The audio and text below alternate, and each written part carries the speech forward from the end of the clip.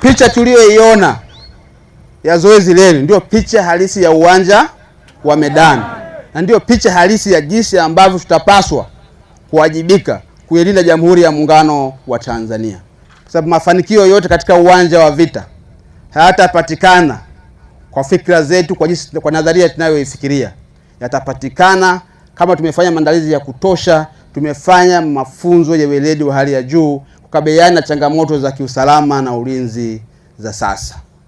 Tutakapomaliza mafunzo yetu, tuendelee kuwa tayari wakati wote ili tuweze kufikia weledi unaohitajika wa kuitumikia Jamhuri ya Muungano wa Tanzania kupitia Jeshi la Ulinzi la Wananchi wa Tanzania.